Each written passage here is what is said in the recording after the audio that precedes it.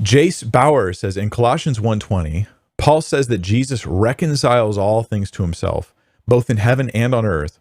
What does it mean for Jesus to reconcile all things in heaven? Well, that's interesting. That's a really, really deep question. Let's see if I can get anywhere near an answer. Let's back up a little bit and we'll get a bit more of the details. This is talking about Jesus here. I'll start in verse 16 of Colossians 1. For by him, by Jesus, all things were created in heaven and on earth, visible and invisible, whether thrones or dominions or rulers or authorities, all things were created through him and for him. The purpose statement of creation, made through Christ and for Christ. And he is before all things, and in him all things hold together. The exaltation of Jesus in Colossians 1 is amazing, right? Anyway, I'll just move on. And he is the head of the body of the church. He's the beginning, the firstborn from the dead, that in everything he might be preeminent. For in him all the fullness of God was pleased to dwell, and through him, to reconcile to himself all things, whether on earth or in heaven, making peace by the blood of his cross. So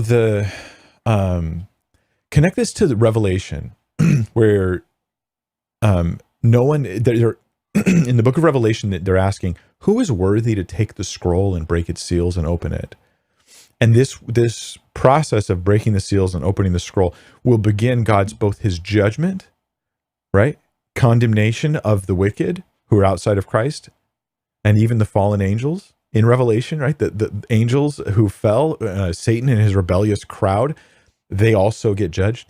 And then there's a new creation. After the judgment comes a new creation. A new heavens and a new earth are found. Not just earth and heaven. We get these same two words, earth and heaven, in Revelation.